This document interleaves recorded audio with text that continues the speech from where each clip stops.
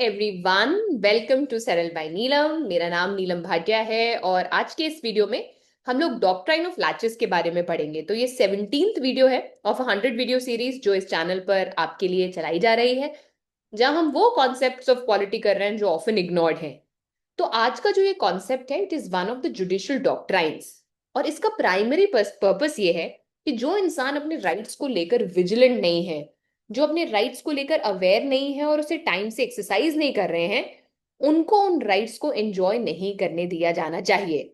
Initially अगर आपको topic ना भी समझ में आए तो stay, and by the end of the video it's going to make complete sense to you. तो चलो, लेट्स गेट स्टार्टेड। तो देखो, सबसे पहले समझो कि इस डॉक्ट्राइन का प्रिंसिपल क्या है। तो ये डॉक्ट्राइन ये कहती है कि आपको अपने राइट्स तभी इंजॉय करने मिलने चाहिए जब आप उनको लेकर विजिलेंट हो, मतलब आप उनको लेकर अवेयर हो। जो अपने राइट्स को भूल जाते हैं और बहुत दिनों बाद उसको कोर्ट के सामने लेकर आते हैं, they should not be expecting the court to help them out. So it's your duty that अगर आपके पास कोई राइट है तो आप उसे टाइमली एक्सरसाइज करें। मोटी मोटी बात यह है that if you are waiting too long तो कोर्ट आपको आपका राइट देने से मना कर सकती है। दूसरे शब्दों में, अगर डिले हो रहा है तो it is no longer your right. और आराम से और ब्रेक डाउन करके समझते हैं। देखिए, सबसे पहले समझिए कि बहुत सारे ऐसे लॉज हैं जो लिमिटेशन लॉज कहलाते हैं। मतलब जहां एक फिक्स्ड डेडलाइन होती है, तो वो एक्ट खुद बताएगा कि अगर 5 साल में आपने कोर्ट को अप्रोच नहीं किया तो आपका यहां पर जो राइट टू अप्रोच कोर्ट है वो खत्म हो जाता है। या फिर 10 साल, या फिर 15 साल, या फिर 20 साल। तो अगर कोई फिक्स्ड टाइम दिया हुआ है तो वो लिमिटेशन लॉ के तहत आता है और उसमें कोई डिस्क्रिशन नहीं है कोर्ट के पास में।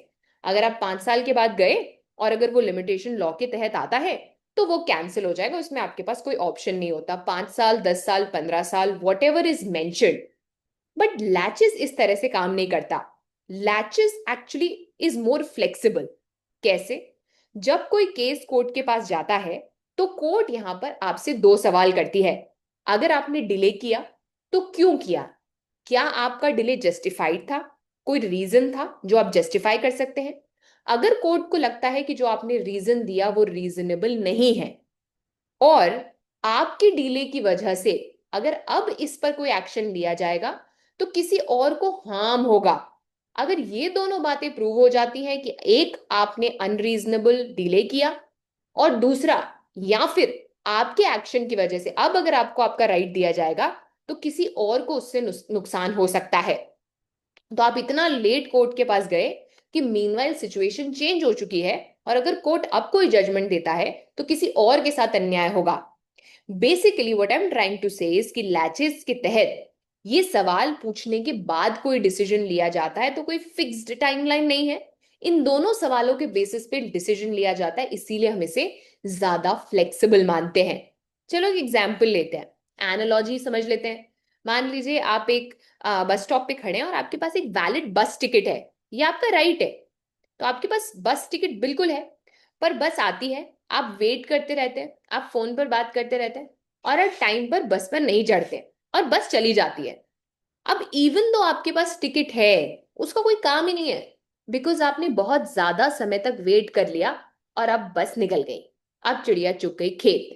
तो इसी तरह से अगर हम अपने राइट्स पर टाइमली एक्ट नहीं करते, बहुत लेट हो जाते हैं, तो कोर्ट आपसे ये कह सकता है कि आप बहुत समय से सो रहे थे, आप टाइमली नहीं आए हैं, so we will not be able to help you. So this is what you need to understand. सबसे पहले there should be an unreasonable delay. So you have to, if you have been able to justify, there's some valid reason, court will decide the validity of that reason. But if that delay is unreasonable और आपके delay करने की वजह से अब अगर आपको right दिया जाएगा तो somebody else will be at disadvantage। मान लीजिए आपकी जॉब से रिलेटेड कोई बात थी, अब आप 20 साल बाद जा रहे हैं, अब 20 साल में उस पोजीशन पर कोई रिक्रूटमेंट हो चुका है, तो अब अगर कोर्ट आपको अपनी कुर्सी वापस देगी, so it's going to harm somebody who was recruited on that position। ऐसे समीकरण बने हैं, ऐसी सिचुएशंस बनी हैं that now if you will be given a benefit of it, then there will be somebody else who will be harmed in the process, there would be an injustice to some other party। तो यहां पर आपको court ये पूछेगा कि why was there a delay, and second will check कि अगर इस डिसीजन से किसी और को हार्म नहीं हो रहा है, then court might take a different opinion. Now please याद रखिएगा, अगर ये लिमिटेशन एक्ट के तहत आता है तो ये एप्लीकेबल नहीं है। जहां खुद स्ट्रिक्ट टाइमलाइन दी है तो वही फॉलो होगी, but if it is about writs, certain specific performances और इंजंक्शंस, तो वहां पर लैचेस की डॉक्ट्राइन काम में आती है। Now, why is it so important, and have there been real cases about it? And what did court had to say in those cases? तो एक केस आपको याद रखना है, Moon Mills Limited versus MR Meher, जिसमें कोर्ट ने establish किया था कि अगर डिले अनड्यू है और आपकी तरफ से नेग्लिजेंस है, you did not come on time, you delayed on purpose, did not thought it was important, and later you're going to court. So court can refuse to take up your case and will not grant you your rights using doctrine of laches. एक और case याद रखिएगा, state of MP versus Nandlal Jaiswal. This was about granting of licences. तो इतना delay के बाद आपने court को अप्रोच किया कि उस समय तक somebody else has got those licenses, और क्योंकि अब किसी और को लाइसेंसेस मिल चुके थे, if you would have been given, the decision would have been in your favour, तो उससे जिन लोगों को अभी लाइसेंस मिले हैं, they would be at loss, they will be harmed. So petitioner का ये कहना था कि उनके लाइसेंस एलोकेशन में प्रॉब्लम हुई and the person deserves to get that licence. However इतना डिले करने के बाद गए that meanwhile somebody else is in that position and now everything has been settled, so now taking a decision will not be right. So if somebody else is being harmed in the process, it is no longer your right because of your delay. अब अगर सोचे तो इस doctrine of latches की significance क्या है? देखो, सबसे बड़ी सिग्निफिकेंस तो यही है कि आपको ये विजिलेंट रहने के लिए कहता है। So who should be rewarded? People who are vigilant. So it encourages you that you have to be vigilant about your rights. Similarly ये हमें हेल्प करता है इस वे में कि कहीं मिसयूज ऑफ कोर्ट्स ना हो।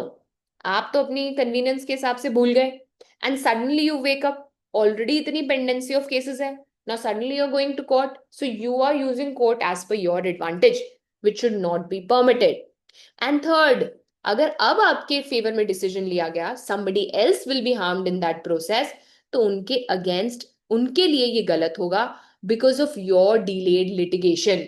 So you should be aware of your rights, you should be vigilant, you should exercise it timely, otherwise doctrine of laches can be applied.